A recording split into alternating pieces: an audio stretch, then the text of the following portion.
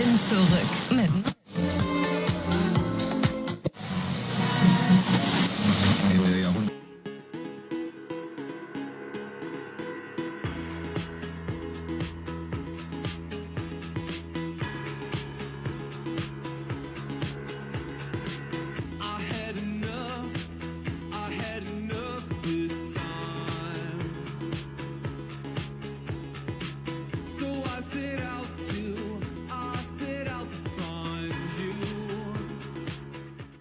when you first started talking about monarchs, oh, I'm okay. I know about royal families and stuff.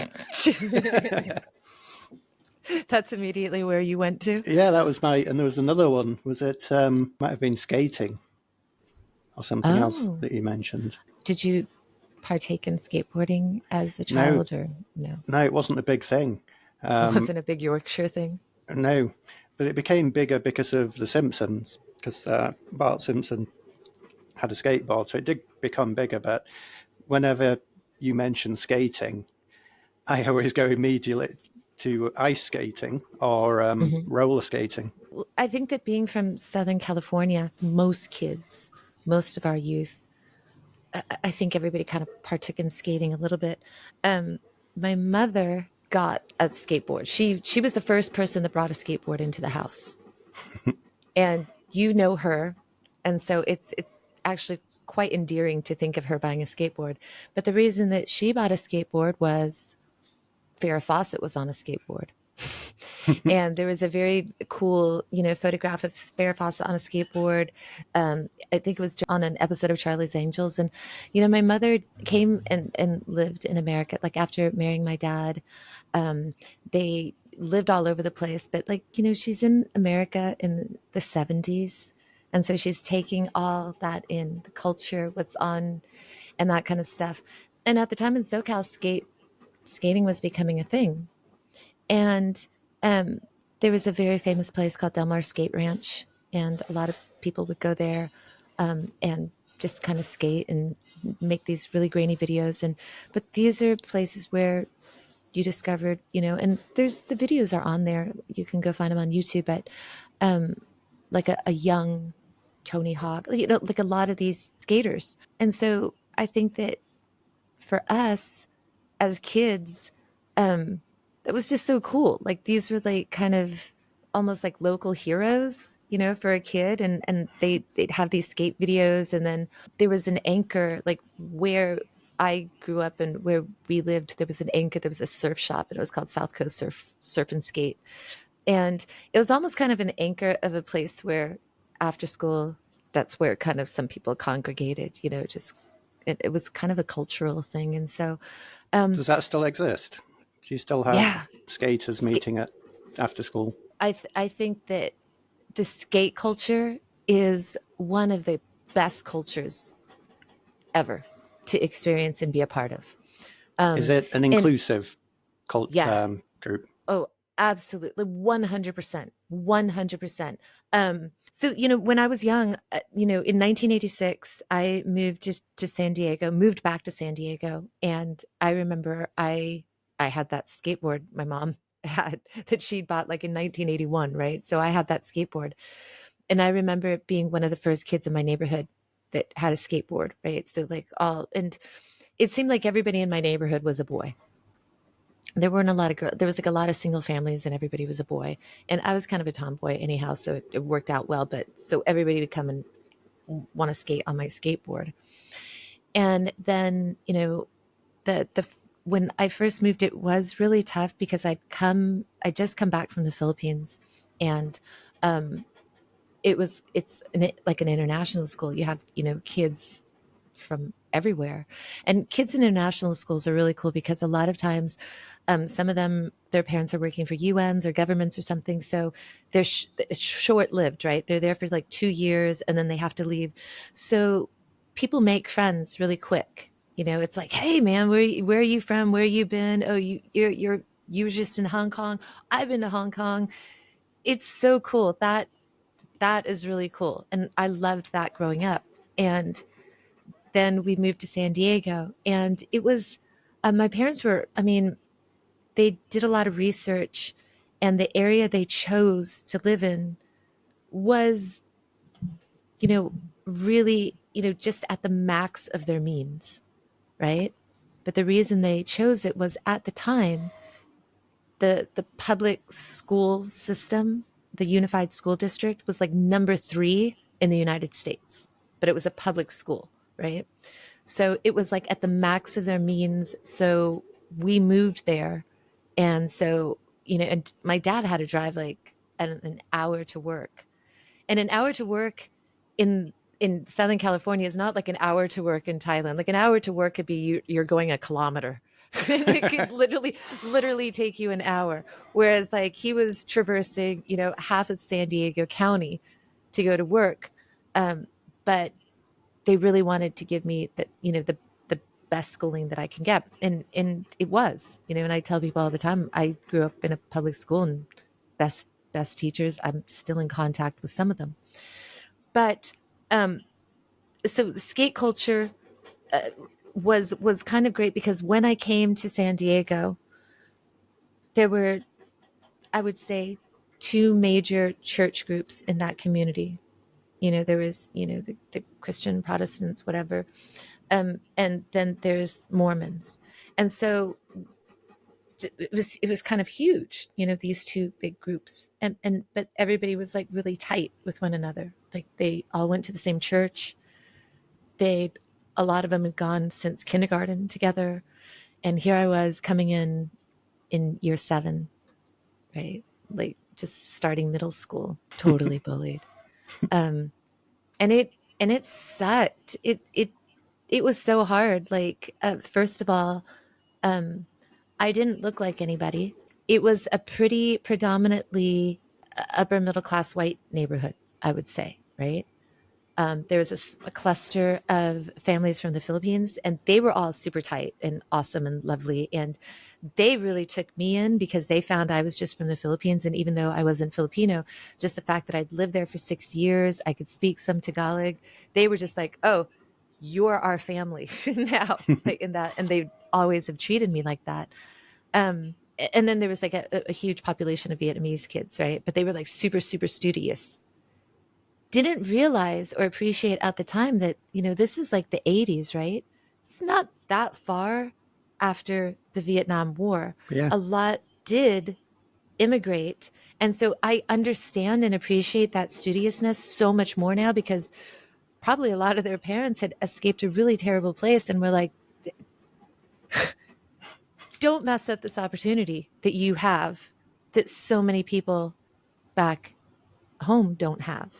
I Yeah. get it now, right? Yeah. But because you were just like, oh, they're Asian, they're smart. I was Asian, but I didn't feel particularly smart, right? So I was like, so it was tough because I didn't feel like I fit in. There was no half, Thai kids or like there was one, but there was some issues. We weren't close. There wasn't anybody to relate to. Skating community. I had a skateboard though. I skated. That was it. The skating community was just boom. You're one of us.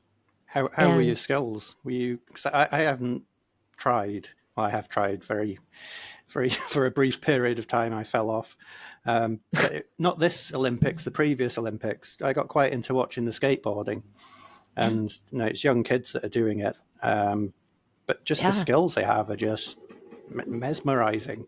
I didn't intend to sit there for hours watching it, but I did. I couldn't turn it yeah. off. So, It was my favorite thing what kind of to watch. skills could you do? Tricks and flips and jumps and all those kind of things. So when I was like 12, 13, 14, 15, it was like street for me, but it was about 15 that my other friends started building ramps in their backyard. That's all it was.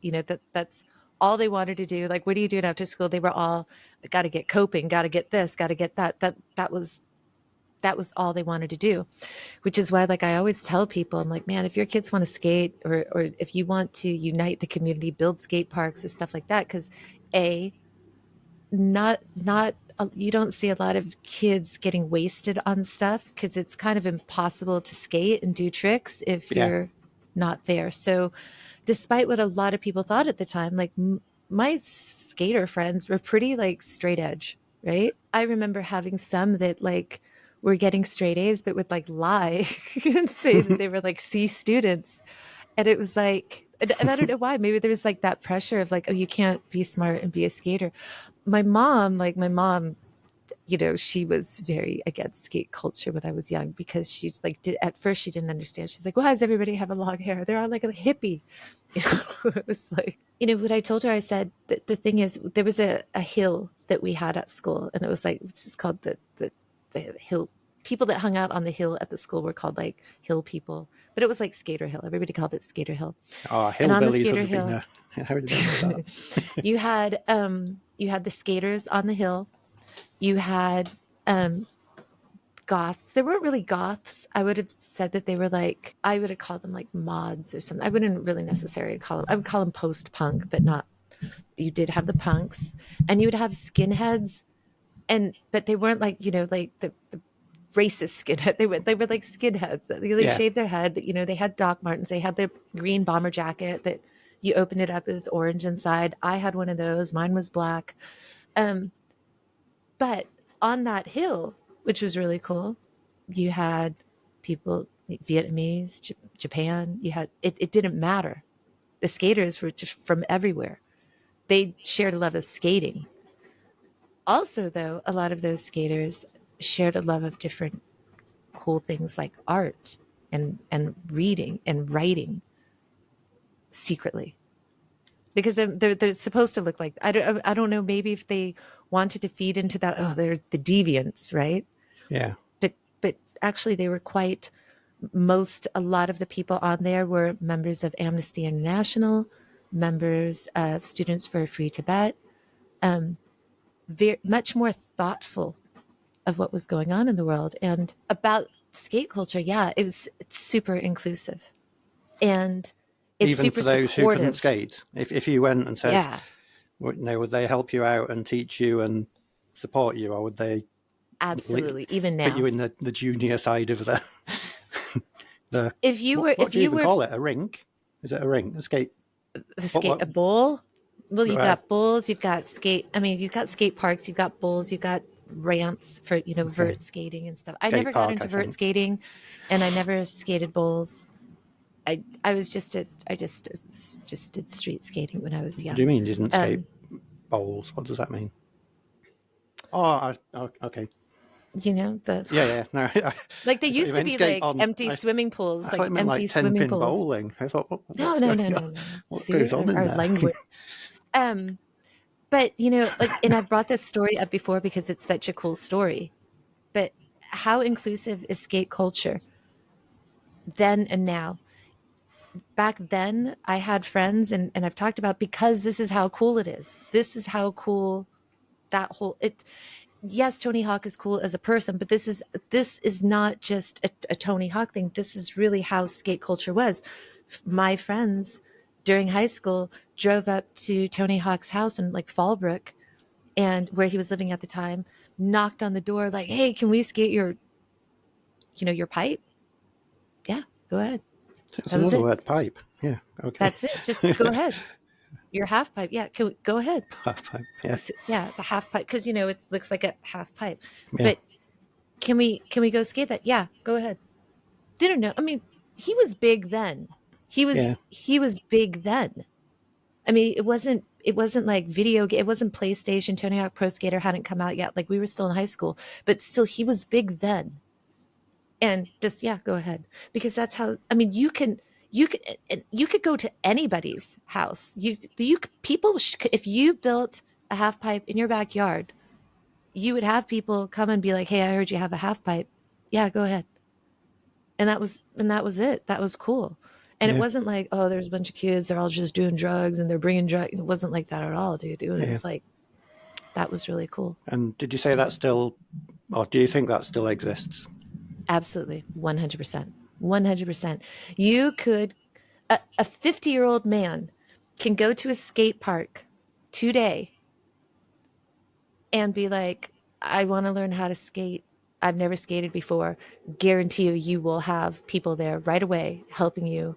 Totally cool, non-judgmental, because it's like, I think this skate people have that kind of attitude, like the more the merrier, you Yeah, know, like it's almost like I kind of feel sometimes like the skating lifestyle is a philosophy, and it's almost like the surfing lifestyle too. Surf culture is actually super awesome as well. Like people that live surf culture, because and why do you think that is? You spend a lot of time on the water waiting, right? Patiently. You've got water therapy. There's no noise. You're not on your phone. You're hearing birds. You're hearing the water. You're hearing the waves, right? You're getting vitamin D, right? It's There's something about that I think that helps people emit a kind of a really cool positive vibe. So when you talk to surfers, they're very chill people. Not a lot, not a lot gets them worked up. yeah. Is there a crossover between surfing and skating, or A would lot you of do times, one or yes. the other? Okay, No, a lot of times it's yeah, both of it, you wouldn't both be of it. frowned upon for No, surfing if you were a skater. It's not no, everyone's welcome. no. Like at our high school, we had a surf club at our high school. That was like at the ECA, and there were teachers in the surf club as well.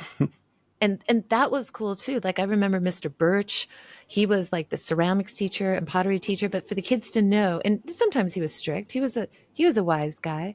But then when kids go and they're like, what, Mr. Birch surfs? That's cool. Mr. Bjorkquist surfs? Yeah, That's cool. And then they're looking at them like in a completely different light. yeah, And that relationship changes too. Because now those kids feel like, whereas before it's like, oh, there's just a teacher. Now they've got an advocate, I suppose, in yeah, some sense, of somebody that they're like, oh, we bond over this. yeah. So, Well, I think um, it does. It humanizes them. Now, if you've got a teacher and you see them doing something that's not specifically teaching their subject, whether it's playing music or sports or surfing, it humanizes and inspires those students. They think, wow, yeah, it's not just someone who stands and drones on about a subject. It's someone that has a life and does things that I enjoy as well. yeah, absolutely. Um, so yeah, I would say that surf, skate culture, snowboarding also kind of they all just kind of get grouped together.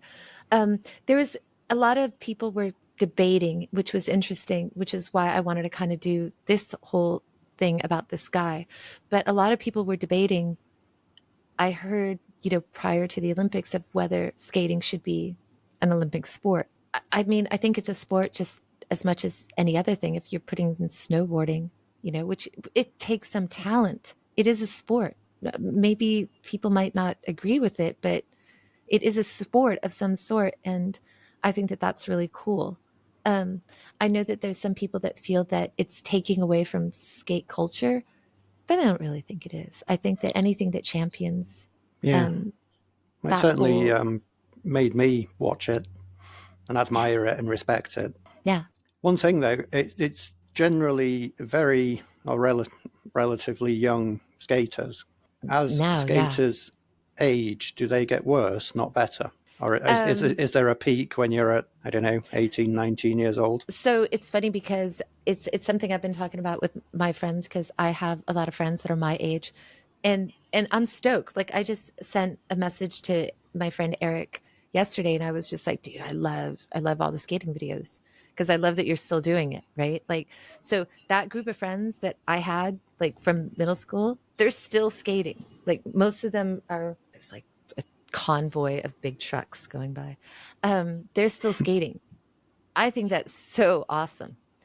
They will complain though that it's definitely not like everything hurts. Yeah, It's a little bit tougher.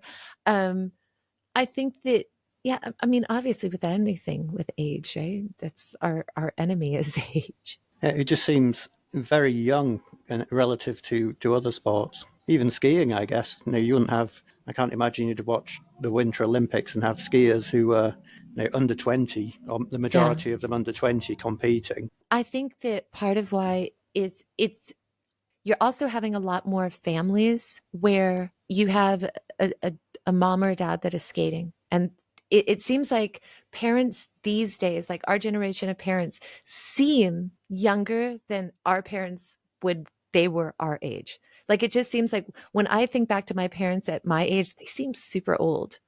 But when I'm looking at friends that are my age now that have kids, it still seems like we're just out of high school, right? Yeah, We're still wearing t-shirts, we're still, skating, we're still doing whatever. So it definitely seems like that it's a different generation, right? So it's more likely that parents like me would take a kid to a skate park and skate with them from a very young age because it's something that they enjoy. Just like a lot of surfers take their kids out surfing with them. So it's something that they can enjoy. So that's why you see a lot of young surfers, I think, and a lot of young. I think it's just basically on what you include your child in. And that could be even something like reading books. If you're a big reader and you read with your kid every day and you're like, hey, that's what I used to do with my child when we were young, when well, of course, when we were young, when I was younger, he was younger, but we just read books together. And I remember he was maybe 9 when we started to read together, like Lord of the Flies. So that, and it is tough, right? It is 9 is very young. But when you think about the boys were like 9 in the novel, like some of them were 9, right? So these were things that were actually happening. And if you can sit and talk to them and explain the context of it, why not? There's a lot of people go, oh, that's, they're too young for that. No, they're not.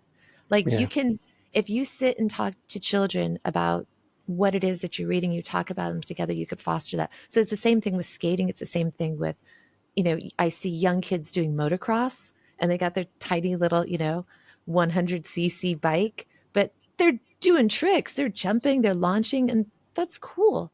Um, but I think that's all, like parents sharing, something that they love.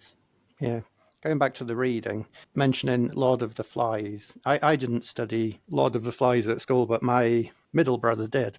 So he did it when he was 16. That was part of his exams. They had to study Lord of the Flies. He didn't like it because they were forced to read it and learn it, and it was very prescriptive. I'm trying to think what I had to read for my exams. Kill a Mockingbird. That was the one I had to. Which, having seen the movie since, has made me think, oh, I'd like to go back and reread that. But I remember at the time not enjoying reading it because it was, a class of however many kids, 20, 25 kids, all taking it into to read aloud, and then we had to annotate with pencil what the subtext, the imagery, the metaphors, it just seemed to suck the fun out of it. But I think as I've got older, I look for things like that naturally now. Whether it's in books or movies or TV shows.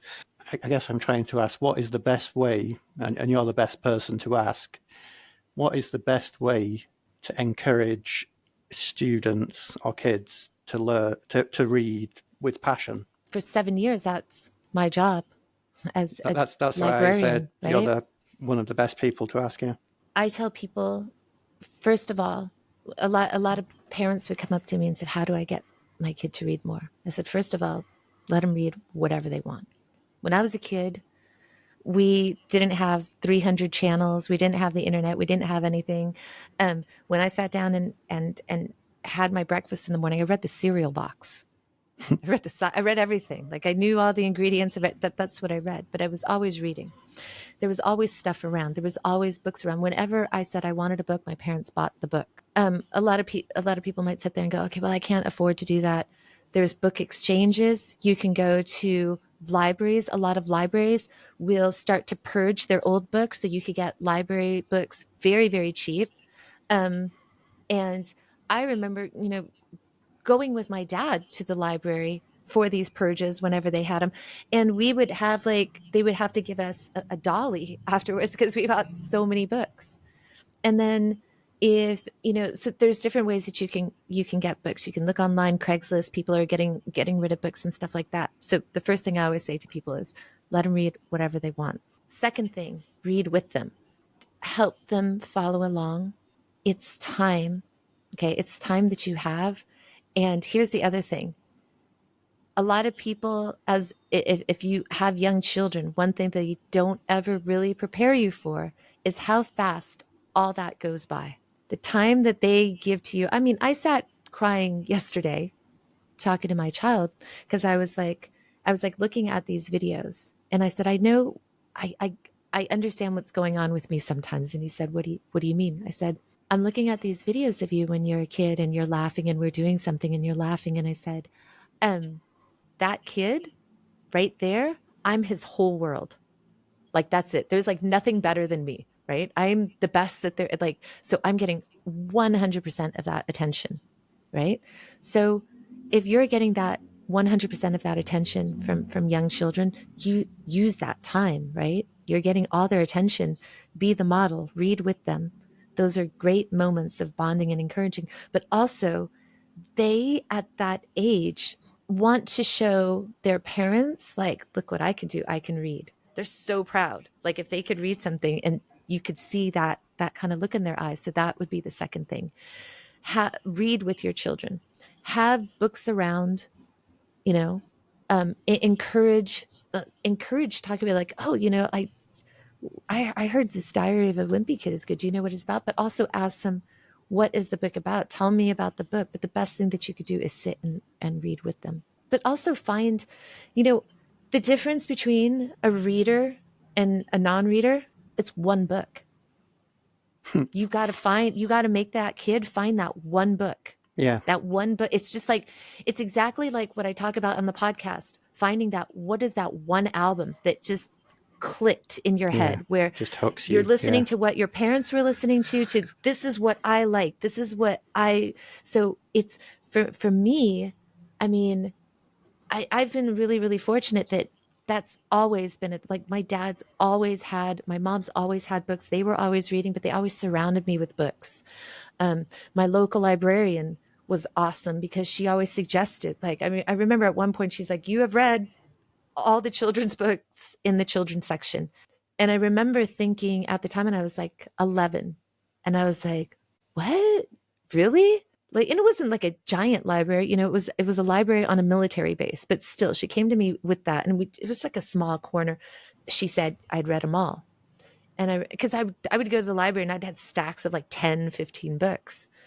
And I remember just going back to my dad going, yeah, the librarian said I read them all. And he's like, now what are you going to read?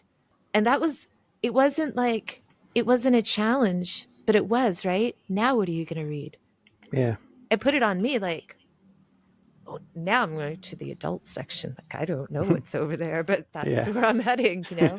And it was like, I think it was maybe, no, I know exactly. I found poetry.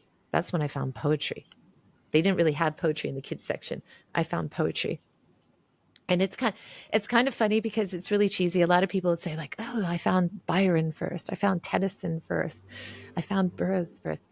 I found this guy. His name was Rod McCune. All right. Rod McCune was like a 70s poet that was just like love poems, right? It wasn't like a lot of people, but I think it was a best-selling poet, right? Because they kind of resonated with people. There was just like simple poems about love or whatever. And he released a couple of different books, right? But it wasn't like a classic poet. It was a very modern poet, but that's what I first got into. And as a 12, 13-year-old, this is how I am viewing this person is telling me how the world is, right? And that's why I think that I loved writers so much, because I did have a very sheltered vanilla upbringing. I had a strict mom. I had a not strict dad, but to keep the peace, it was just like, I'm staying out of it. You know what I'm saying? Like, so books were escapism. It's something that, Justin was talking about. Music was escapism for him. Music was escapism for me, but books were escapism. And you could go anywhere and you could do anything and you could be anybody. You could be, I mean, I think that that's the thing that I've always found fascinating in life. And I recorded something of what was this podcast about. It's about stories. It's about life. It's about conversation. Because I think all that's super important. Yeah. I've just thought of a couple of good questions. I think they're good. You might Okay. disagree. And I kind of interlinked. I actually got a pen and wrote it down so I didn't forget I saw. to ask. Did you think I was just getting bored? I was going to. No, no, no. I knew you were writing something down because you and me are different in that. Like you write things down. I'd like say, "Oh, I'm going to remember it," and I totally forget because Yeah. short-term Well, memories. that's why I write it down, because Yeah. if I didn't, I'd be the same as you, that merry-go-round. Um, so two things that are interlinked. How do you think technology, so digital reading, Hmm. has affected things, and also following on from that and linked to music as well? How do students choose? Sorry, how do kids choose now if there's so much choice? Now, back in the day, we'd have you'd have the library, and that would be your entire set of books. But Yeah. now, getting on the internet and getting onto Kindle and Amazon and all these other places, you can basically choose anything. So, how do you choose? Which links to what you were talking about with Justin. How do people find Justin's books? What makes something stand out from the rest? I think it's just you have lots of different parts of questions. To answer this most recent one, I think that I've got another uh, one afterwards as well. I've left a for break. for writers, a lot of it is word of mouth, and having interacted and engaged with a lot of different writers over the last 7 years. Yeah, a lot of it is word of mouth, just like this podcast. It's word of mouth. Sometimes they have publishers that also send stuff out as well. But for the case of Hemlock Jones, um, Hemlock Jones is a great character. It's somebody reading it a lot. There's a lot of times librarians are super supportive of each other also, like on social media, right? And they're super librarians also have a great culture because they just want people to read. They don't care what people read either. We just read, because it's so beneficial for so many. It doesn't matter what, just read, right? It helps you. It helps you grow. Um, so there's that. In terms of digital, going back to digital books, when Kindle came out, I rather liked that idea. I thought that was really cool in the sense of traveling. I traveled a lot, not since I've had my child, but I used to travel all the time. And taking books with me was a big thing. And I read so fast. Like I can sit and read a book in a sitting that I would have to take many books and then it can get heavy. So now you've got a Kindle, you can get everything, right? That's like so awesome. You can adjust the size, like you can adjust the color, there was all that. Does it beat grabbing, a book? And I tell people all the time, I tell children all the time, because they always ask. This is one of the things that we talk about all the time because they'll ask me. I mean, kids are really thoughtful. They'll go, is it better to read a Kindle or is it better to read a book? And I said, it doesn't matter. I said, both ways are great. I said, and I would tell all the kids, I'm like, grab the nearest book.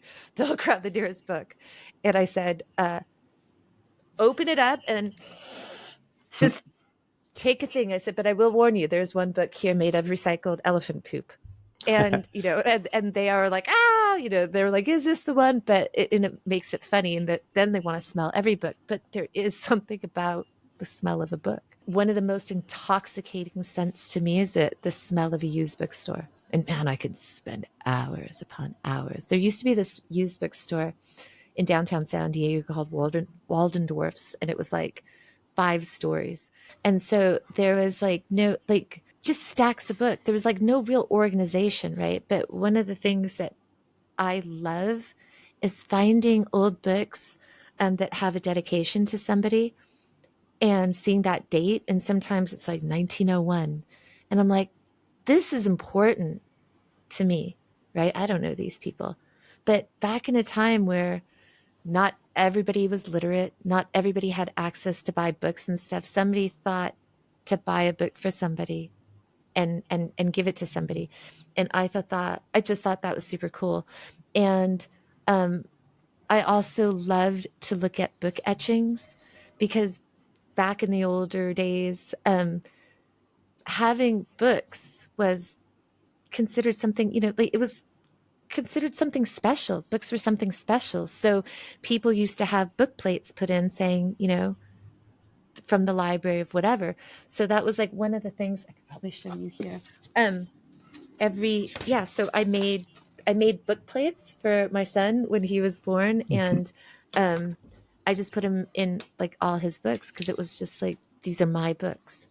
It's Yeah, something like, kind of like this is something special. Either way, it doesn't matter. Books are book. Reading is reading. It doesn't really matter. There's convenience, but every kid will also, and most every reader will tell you there's something special about a book.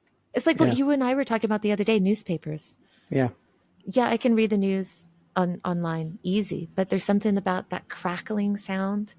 And when you're turning the page, you got to kind of straighten it out a little and you shake it. Like everybody's heard that. Everybody can hear that shake when you're trying to shake it out and Yeah. before you flip it again I think it's a bit like backwards. the T-shirts we were talking about as well. Your bookstore in San Diego, where you said it's not organized, it's just all the books. That's like the T-shirts. It's a treasure hunt. So I Yeah, think you, well, yeah, you specifically would enjoy that more than it being organized. And I'm quite surprised you didn't decide to organize it yourself. Stay there one right. night and put everything in. But I think the hunting for that book is special. And I think, I'm going to say something very cheesy, I think every book tells a story. And by that, I don't mean the contents of the book. I mean, like we said about a t shirt, if you could find the history of a t shirt, the previous owners, if Yeah, you could find the previous readers of a book, I think that's a story in itself. Because a yeah, book is something that is almost sacred. No, it's yeah. something you can touch. Um, I remember when I was at school, we'd get textbooks at the start of each school year, and in the front of it there was, you had to write your name, but it wasn't just your name; it was a list of, because Oh yeah, yeah, yeah, it wasn't a brand new one; it was yeah, recycled, yeah, so you could see yeah, whose book you got and how far back it went. And I always found that fascinating. yeah, yeah. I still see that sometimes in books. They'll have like something like it's left in there and it's old, and I kind of like those things. Sometimes I find books and they have the old library cards like still in them, and I kind of like that. Yeah, I'm gonna find, because I'm bound to find one somewhere here in Asia. I want to find an old library card catalog. That's what I want. The old case. I just want that piece of furniture. That's I'm sure you could find it cheap in Asia somewhere, because I'm sure, like, because people got rid of the old libraries, everything's getting digitized and stuff like that. So, what was the other question that you had? it's quite a controversial one, or it might not Okay. be. I know we don't talk about politics, but I see this as more of a generational sensitivity, I guess. Okay. What's your view on revising books? So I'm thinking of like Roald Dahl, how specific words had to Okay. be. Yeah. So I will totally talk about this because this has me so angry. Um, Wow, that's a trigger. I was in a meeting once where we were told, and it didn't last long. And obviously, me as a librarian, we were told to try to not use gender when reading books like Alice in Wonderland. And I was like, what are you talking about? Like, what are you talking about? They were like, oh, well, it could like, some people might not relate if Alice is continually referred to as a girl. I'm like, what are you talking about? I said, one thing has nothing to do with the other. I completely respect whatever people identify with and stuff, but this is a book of how it was written when it was written. People want to go back and censor Tom Sawyer. They want to go back and censor Huckleberry Finn. That was how it was at that time. You're encapsulating a time of history. And so it's important to kind of understand the context. And if you change what the context is, you're trying to change the history. History is a history. Don't change it. It just is what it is. You don't need to focus on the history, but you should learn from it, take what you can from it, and move on. So making the language, you know, better, you're changing the context. Instead of worrying, and a lot of people, and this is a tough struggle as a librarian because a lot of people do want to censor books, censor topics, censor books, censor languages. Censor. Some people don't like the Dogman series. They're like, oh, there's a lot of fart humor, a lot of toilet humor in there. Let's censor that. Okay, if you censor that though, but wait, should we pull James and the Giant Peach because a caterpillar is calling some other creature an ass. Oh, he said the word ass. You know, like, do you think a caterpillar is really referring to two butt cheeks? No. Explain the context. Yeah. Explain the context. I can't stand it when people are so hung up on language in books. It's like, ex- let people figure stuff out. You Yeah. know, It is. um, It's almost trying to take the context out of it instead of discussing and understanding that context at the time. Because I told you I read To Kill a Mockingbird when I was at school, and I just think, would that be okay now to read, or would that be, heavily censored and changed and rewritten, and certain words changed for I other just words? actually, I just actually ordered a huge amount of pins that I will sell on the Sayonara Cupcake podcasts, like whatever, someplace, right? But it says I read banned books because I recently read somewhere just exactly what you were saying, that books like To Kill a Mockingbird have been banned, and I'm like, ugh. I it is shocking to me. There's few things in life that make me angry, but that's one of them. Like trying to censor information from people without, like, number one, you're basically assuming they're too stupid to kind of figure stuff out on their own, right? You're basically going to decide for them because you think, they can't figure it all out. They can't figure out that that's how it was at the sign.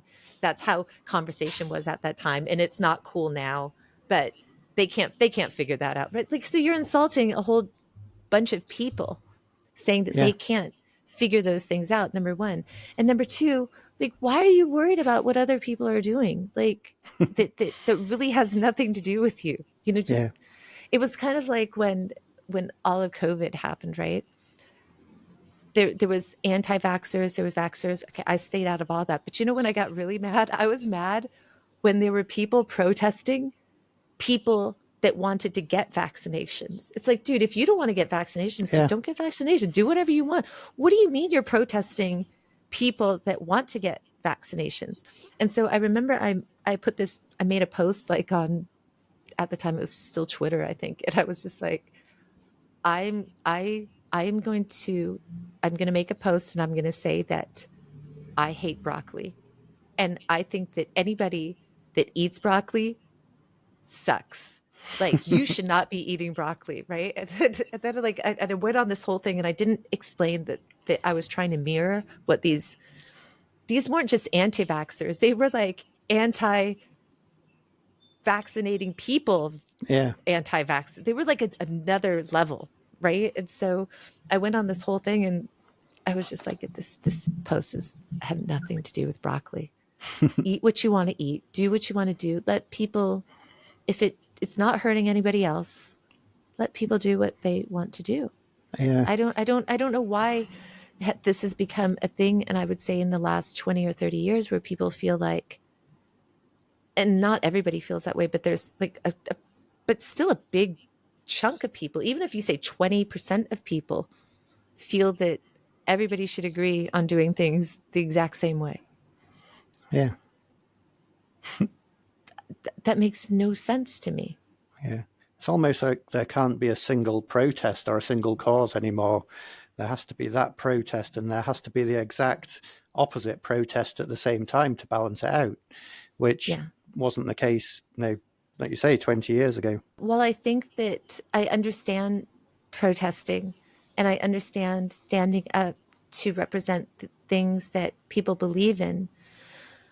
I have to also wonder, is there, though, enough of coming together to talking about things? Or is Yeah. it just always going to, I'm always going to have this wall.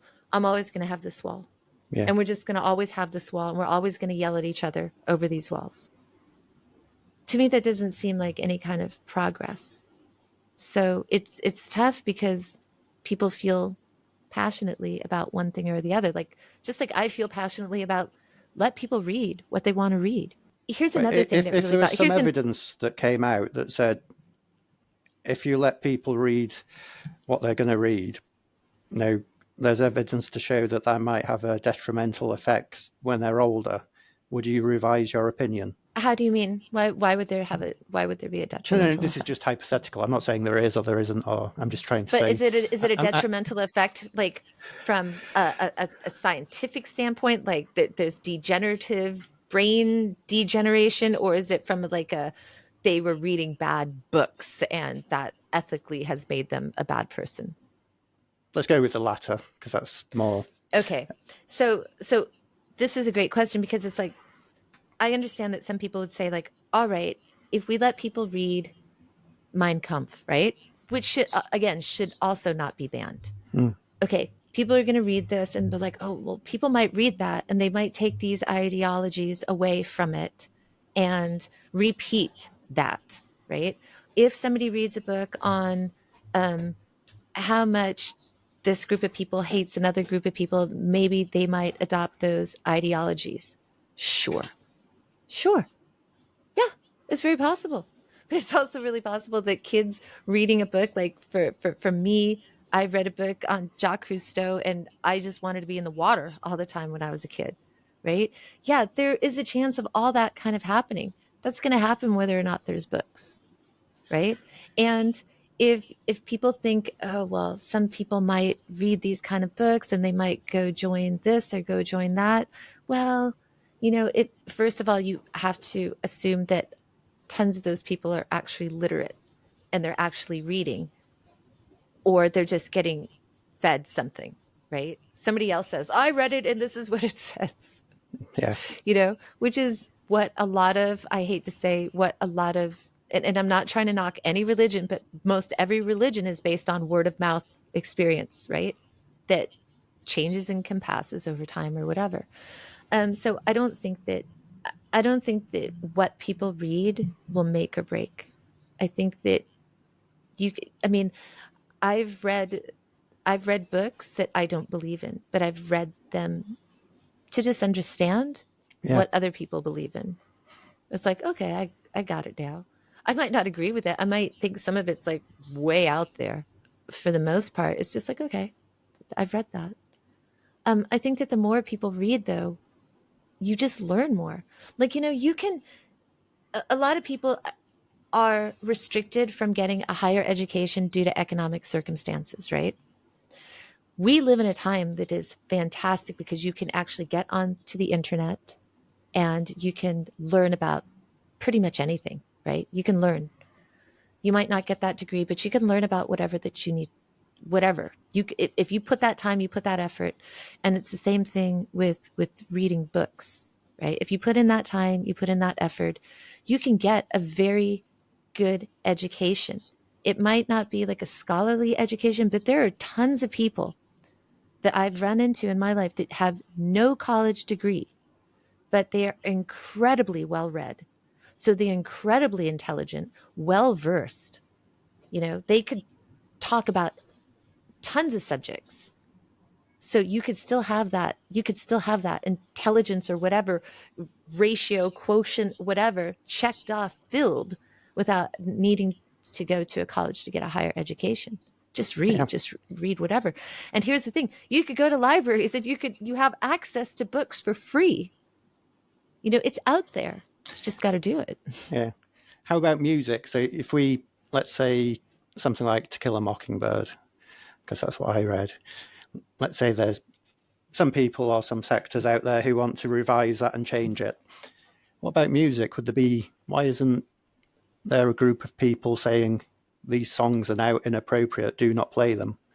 Because there's songs that have themes which are no longer in context appropriate. I think that sometimes maybe because people view music as more of an extension of art, perhaps, because you see that there's not that same critique when it comes to like paintings and stuff. You don't see somebody saying, oh, well, um, this a picture of Christ painted on a cross with hands bleeding and stuff could be triggering. Let's paint over it. People seem to understand and accept art as art when it comes to that, and I think for the most part, music, they do accept that.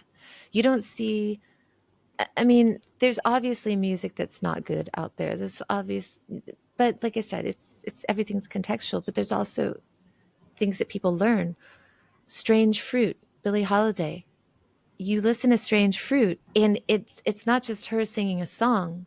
She's talking about an experience that people of color Mm. in that part of the the world, in that part of America at that time were experiencing. I can't see anybody going, "Oh, well, that's just really we need to change those lyrics. It could be triggering for some people." It's so I think that music tends to get a pass sometimes that literature doesn't, and I don't understand it because literature also is art, but it's Yeah, also communication. But music is also communication, and painted art is communication. yeah. That leads me on to I was going to ask you a couple of times ago, but I keep forgetting. Music videos. Why do they Love them, exist? man. Okay, so For understanding. No, because I heard. I'll tell you why afterwards. Why do you okay, think cool. music videos, or why do you know I music videos exist? Well, I remember when MTV first came out. Like that was big. That was a big thing, right? Most people the first video I saw on MTV was Money for Nothing. That was the first video I saw. That's what we got. It was in the Philippines. The idea of music videos was so cool, right? Prior to me seeing that on MTV, before music videos, people used to get, they were like in cases. I remember getting a, well, it wasn't me, but I remember my mom and dad got a Duran Duran encased, and it was in that kind of plastic. You know what I'm talking about? Those old Yeah, cases that, yeah. and well, it was an accident. They knew it was my favorite band, so we got to watch it and quickly found that it was not for children. This particular, I and they'd think I know spent which. a lot of money. Yeah, Um, there's Girls on Film was on it, and so there was like a lot of naked mud wrestling going on, or yeah, oil wrestling, and then there was the chauffeur, and yeah. it was, and then it was like quickly like, oh, okay, and I know that they got it from me, but that was not what was expected. But at the time, I remember even it was talked about then how much money Duran Duran had put into these videos. So now then you had like Hungry Like the Wolf, Rio, all these things, and like I told you before, one of the things that I loved so much about Duran Duran was as a kid, but this was almost like a book. They're taking me to worlds that I've not yet encountered.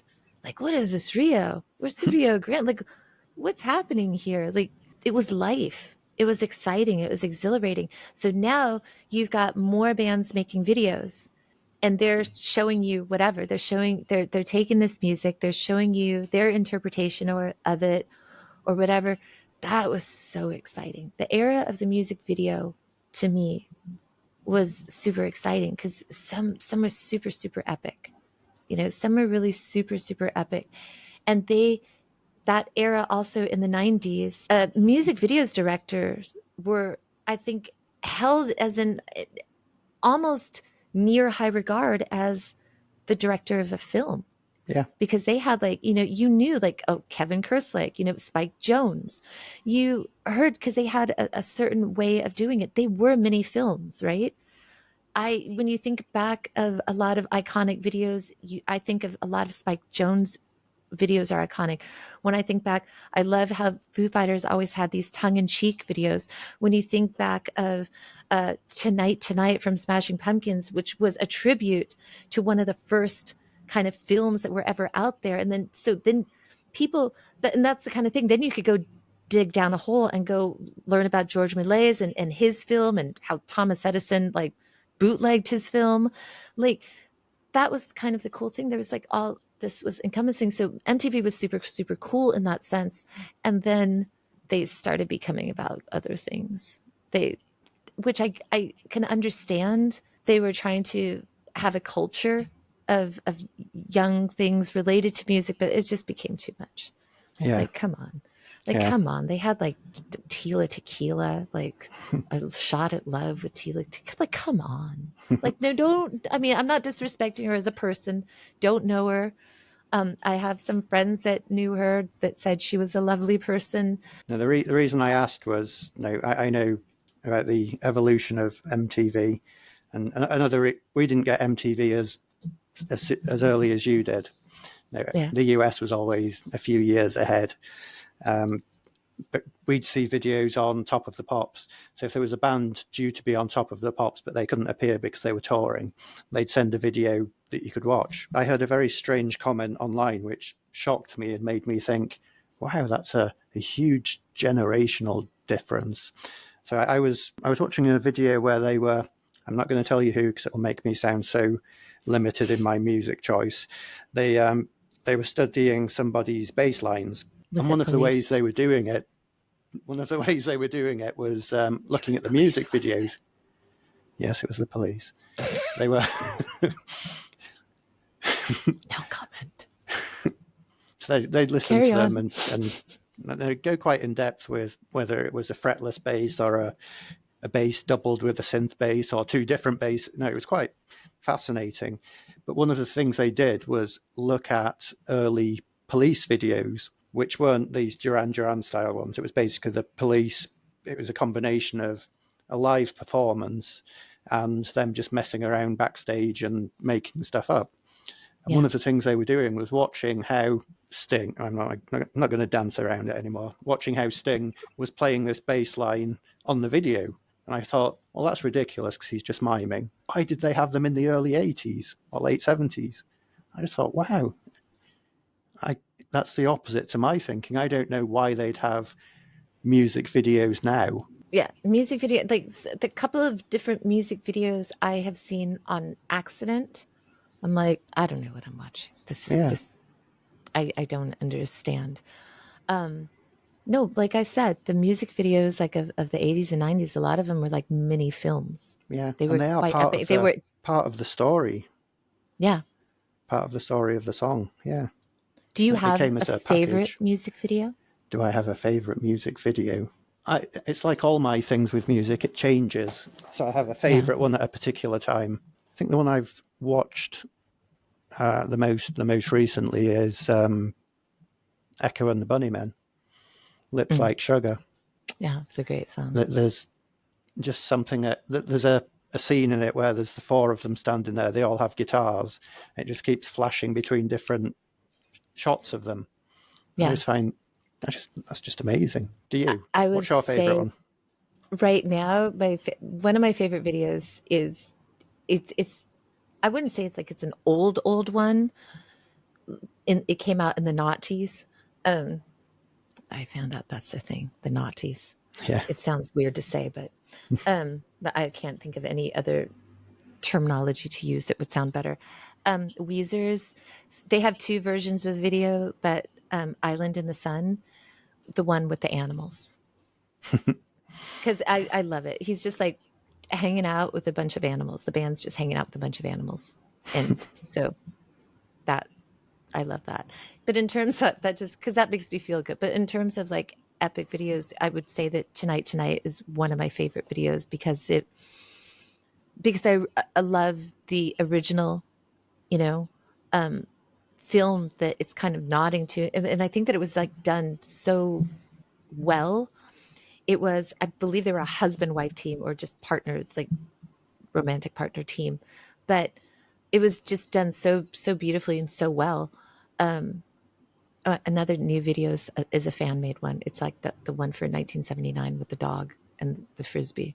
yeah, That's usually things with animals right now are kind of like just animals make you happy. That's why I repost like a lot of animal videos on Stein Our Cupcake, even though it's like it's not having anything to do with music, because I think that most good people like animals. I think that people that don't like animals, I'd be kind of suspicious of them anyways. yeah. There's a Phil Collins video. Let me just give me 2 seconds to think of it. I think I might be wrong. It might be Something Happened on the Way to Heaven. But the start of it is it just focuses on the dog, and then it shows the dog just walking around the corner and walking in. So it's the dog just walking in. So that's the start of the video. I thought that's a good video. Whoever starts with a dog walking Yeah. in. There's another one that Please Forgive Me, Brian Adams. It's another one that's just shot in the studio, I think, but he has his dog with him, and that just brings this humanity and this different feeling to it. Like I said, if people don't like animals, I'm just immediately suspicious. Yeah. Like, how can you not like an animal? Like, that just seems, when people are like, I'm not an animal person. I can see some animals like not being too keen on crocodiles or something. I know, but like, I'm just like like the, domestic kind of like people, like, you don't have to be a cat person to be like, all right, some cats are cute. Yeah. I mean, the people that absolutely hate some species, like, you got bigger issues. I mean, aside from like you've been mauled or attacked by some species, like people that like legit hate, like, oh, I hate dogs. Yeah. Who see All them right, as, chill down, buddy. yeah, who, It's all good. I want to ask you something, because you're British and you have dogs. It kind of can relate to you. I am seeing a lot lately on the ban of bully breeds in the UK. And I wondered, what are your thoughts on that? And the reason I ask you, and I hope you don't mind me sharing, is I because go you ahead. had something very personal happen to you, which is as awful can get. Yeah. But you are a person that loves dogs and I think is very understanding of dogs.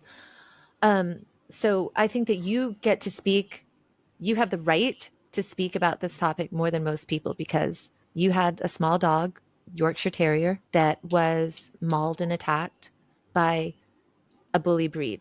I happen to know the dog is a Doggo Argentino mix, and Doggo Argent because I had one, and Doggo Argentinos are about 100 pounds when they're bigger and taller than pit bulls because they were originally crossbred with Great Danes, boxers and stuff, to but also bred to be a family dog to protect families living in the jungle, Argentina. So they were specifically bred for this. It's in their blood. Um, but your dog suffered, horrendously for Yeah. this. Um, at the same time, though, you carried on a relationship because it was your neighbor's dog. You know, it took time for you to find peace, understanding that this is that the dog's not generally a bad person, like not a bad person, but like a bad creature. It's not like this Yeah. vicious dog. It was this horrible, awful thing that happened. So, what's your view on this bully breed ban? I think, as you said, I don't think there are many bad dogs inherently, regardless of breed. I think there's probably as many bad bully dogs as there are bad Shih Tzus. The incident that happened to my Yorkshire Terrier, I never blamed the dog, the attacking dog. No, we never did. I blamed the situation that was allowed to happen. And I think I'd answer your question in the same way that I don't think bully breeds should be banned, but I think there should be some kind of monitoring or control to make sure that they're not used as a weapon. There needs to be some protection, not just for other dogs, but for other. I said numerous times. Now, if it wasn't Little Pudding, my Yorkshire Terrier, it could have been a child or a baby. So I see him as a hero that I didn't see what happened, but I can imagine it. I don't blame the dog. Both dogs were acting out of instinct, but that incident should never have happened. And I think the same with bully breeds. I think if they can be bred as family pets, and they could be reliably controlled by the owners, I think they're not an issue. The dog isn't an issue, the owner is. They have in Southern California like a 2-strike thing for which in California we also have a 3-strike for criminals and felons. You got a 3-strike law, right? So first time baseball, you go to right? jail for something, yeah. Well, but that's basically what it and it's to discourage. You go to jail first time, 1 strike. Yeah. Okay. Try to reform yourself, try to reform your life. Go to jail again, 2nd strike. If you have that 3rd strike, you're going to do a significant amount of time. There's going to be no parole. You're going to lose all those chances because it's like, hey, like we've given you time after time. And so they've kind of did the same with not specifically bully dogs, all dogs across the board. Because like you said, some Yeah. small dogs are vicious. I lived by a place where a Chihuahua constantly was running up, like nipping at my ankles, and the owners were just laughing, thinking, "Oh, it's so cute. He's taking on people." And I'm like, "This is not cool." Yeah. And sometimes it's when I'm walking my dog and my dog's agitated and they're like, "Oh, look, Chihuahua's taking on the big dog." And it's like, dude, this is not cool. Yeah. I think that owners definitely, owners should be monitored or something like that. Yeah. Some Um, kind of regulation. yeah, And maybe jail time would be more effective than fines, because I think there needs to be some that rich people shouldn't be able to have a bigger advantage than poor people when it comes to this. So if it was the standard, you go to jail for 4 weeks if something happens, I think people would see that as a deterrent and seriously think, I need to control my dog, because if my dog does something wrong, it's me that has to pay the price.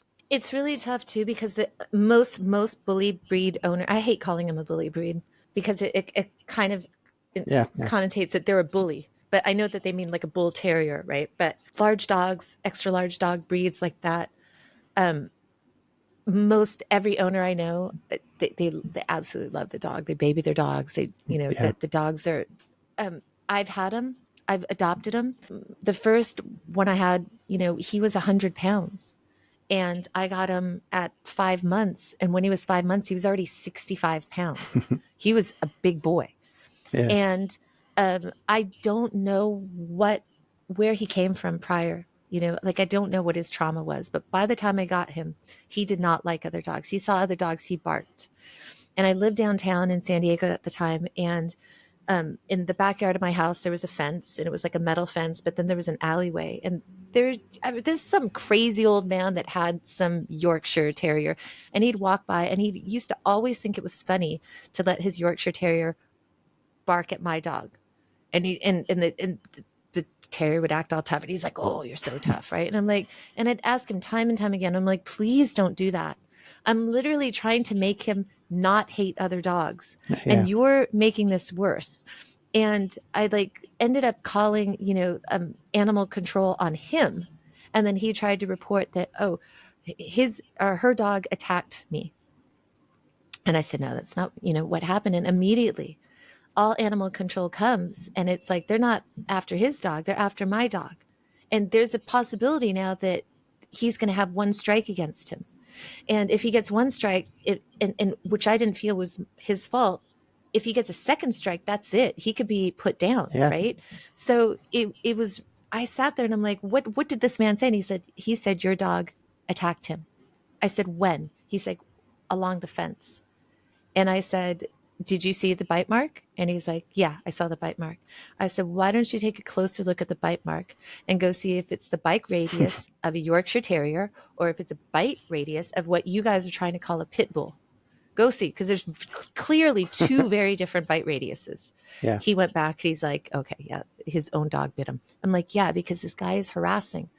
But that's the thing. A lot of people have and are trying to have a dog that's really like a family dog, but the way that people engage with them, like, or they'll have a dog and there's some people specifically that want to have a pit bull and want them to train them to be like a guard.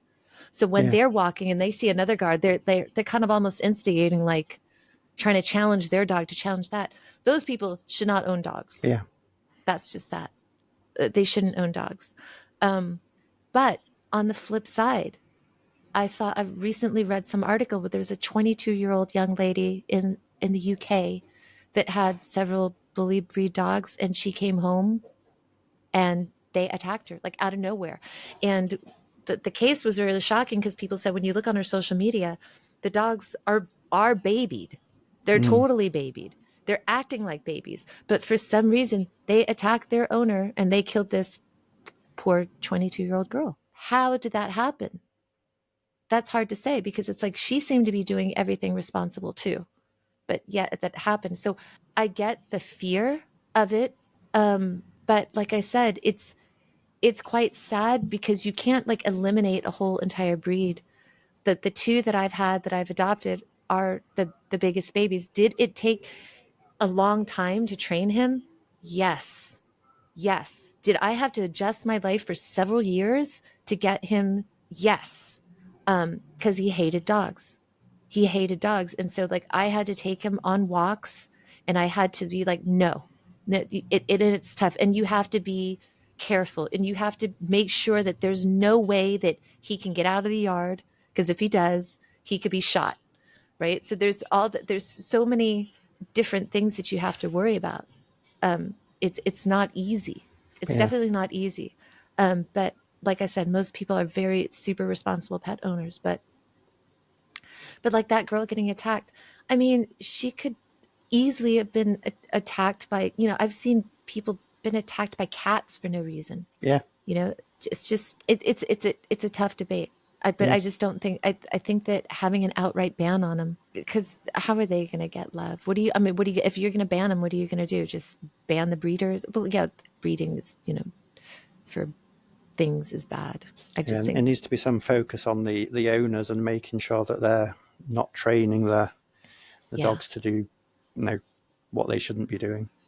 Maybe that's the thing. Maybe that you should get like maybe you need to have a license to have that Mm, kind of dog and go through training programs. You know what? Like I say the same thing about gun control, right? I, and I will debate on this just a little bit because I've been on both perspectives. I'm not a hunter, never hunted. Have I ever had a gun at one point in my life? Yes, somebody gave me a gun because I lived on my own.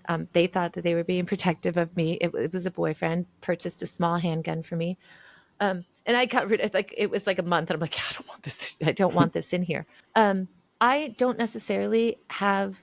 I'm not super against gun control in the sense that people shouldn't have guns, right? Like there could be legitimate reasons, but I see no problem going through all the checks, going through all the mental health checks, going through all the drug testing checks in order to get that.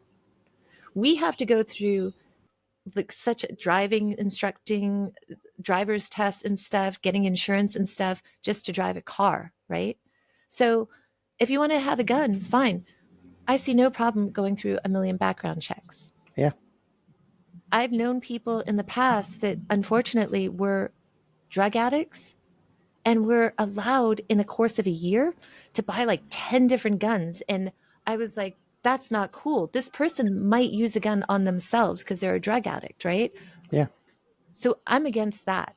I'm fully against that. I think that if you're going to do something responsibly and you're not, you should have no problem. If you want to have a big dog, you're not going to fight the dog or anything like that.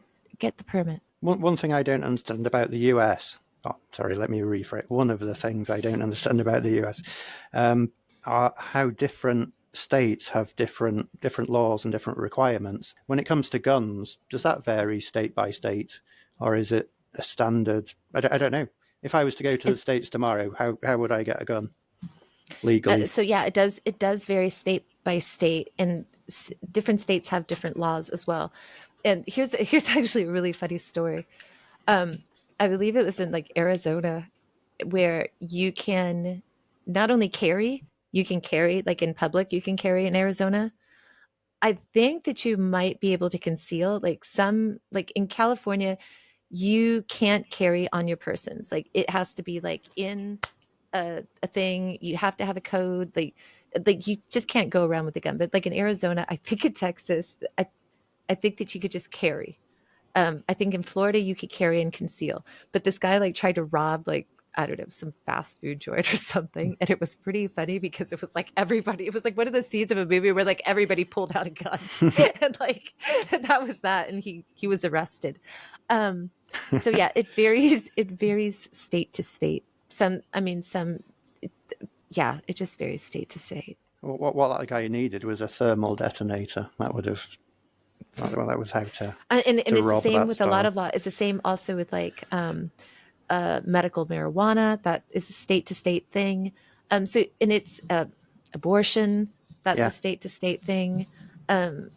So you have federal law, right? So it does get like for a long time, federal law legalized marijuana, yeah, but then the states. So I remember even maybe 20 years ago, like federal law had like limited some things for like medical reasons. And so at first some dispensaries were supposed to open, but then San Diego City Council was like trying to shut down those dispensaries. And it was like, so there was this big fight of saying, hey, federal law says you can have medical marijuana, but why is city council trying to shut down these establishments where people can safely, you want us to get it off the streets, like that's what Yeah. people were saying. I don't know why. I don't know if there's like any federal laws that like really carry, except like if you commit a crime and then cross into another state, that jurisdiction now immediately goes to FBI.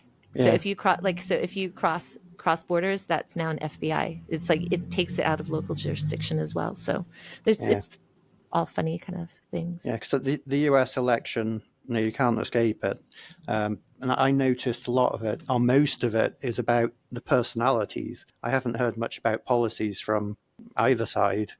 But a couple of the ones that I have heard about, abortion seems to be a big one, and legalizing marijuana is another one that's being talked about. It just confuses me that so even if whoever gets elected, there's people that think that they should control what somebody else does with their own body.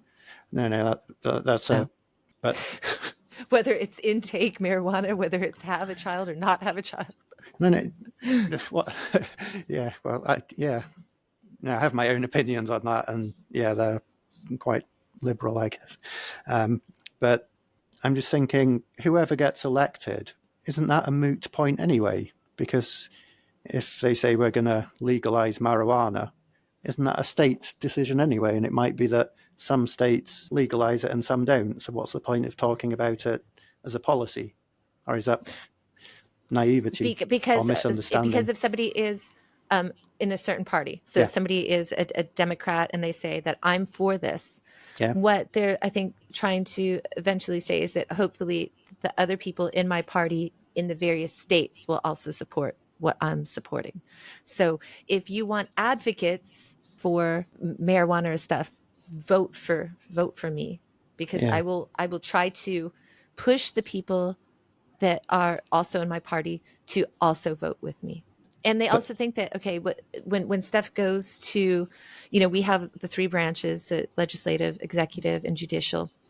And it's basically for a series of checks and balances, right? So hopefully that when it goes up into Congress and stuff, that there is that the party will try to push that.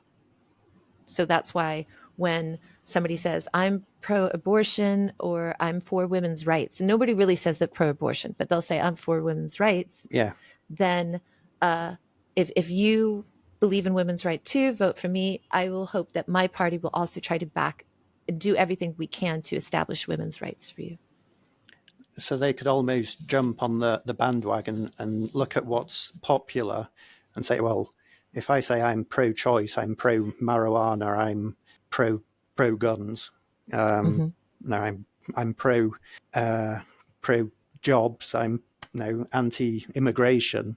They can say all this, which might resonate with the majority of the voters. They get voted in. They give it a half-assed try of, well, I said that we do this, but it got poo-pooed by whoever the next one up is. Which is usually probably what happens, like year after year after year. Yeah. There's tons of stuff that gets promised. Yes, that's maybe why they are focusing on the almost like kids insulting each other. So, well, look at him, he's a weirdo. Well, look at her, she laughs like an old witch. And there's all this. And that is crazy. Yeah. And it not only is it crazy to me, it is crazy being a school librarian, right? Because this is like the same stuff you see on the playing field. Like kids, these are the same types of arguments, but these are supposed to be the world leaders.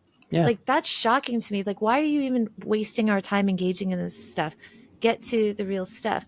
That's why I don't want to talk about politics so much, because it's like you guys are creating all this noise. Yeah. Right? As a distraction. It seems to me like it's a distraction. It's all a bunch of noise. What are you trying to do to help everybody move forward instead of just like insulting each other? That's crazy to me. So I can't even watch anymore because it's pointless. There's nothing watching politicians debate. There's nothing I will take away from it. There's no benefit to it to me. Maybe I there's think benefit to other people. There's none to me. So I just don't engage in watching politics, hearing about politics, anything to do with it, because it's just like, it's all it phony is. It's a baloney. lot of drama and people arguing, getting too personal about it. And it is, some people enjoy watching that, but it is uncomfortable and unnecessary. And in my opinion, it's quite toxic to get bogged down in that kind of nonsense. Super toxic. Yeah, super toxic. You just enjoy the show sometimes without getting immersed in it. Not me. Nope. That goes back to the whole pizza pie thing. If I've Yeah. only got like a small slice, it's like, do I want to divvy up that one tiny slice amongst all these things? And it's like, I don't even want to give it, I don't want to give that any, like, they don't get any of my attention. Yeah. I literally rather go outside and watch a snail crawl crawl across something. To me, that's way more interesting, way more fascinating. I feel so much better about the world. I feel more connected to the cosmos than listening to people debate, which it's pointless. It's just seriously pointless. And some people are just way too stubborn, and it's not a debate, because a debate means you're willing to compromise, in my opinion. And these people they're even further away from each other than they were at the start of the conversation. Yeah. Do you know that in Tibetan monasteries, they actually teach debate? And it's really cool. Like when they do it, they have like this whole like hand signal when they're going to debate somebody, and they have a signal, and it's like it's encouraged, right? A Tibetan monastery, like part of that whole Tibetan monk culture is about debate and conversation. Nobody's sitting there saying, oh, you have to all think exactly the same. Yeah. That's important, but it's like like you said, people aren't debating. They're just arguing. Yeah. There's usually no, it's like, whoever can shout the loudest or talk for the longest without being interrupted is seen as the victor in the battle.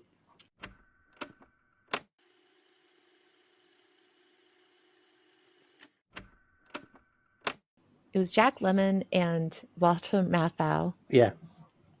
And Oscar. Felix and Oscar. Yeah. That's the names. Felix that was remade, right, with Matthew Perry. Did you ever see that? No, I didn't.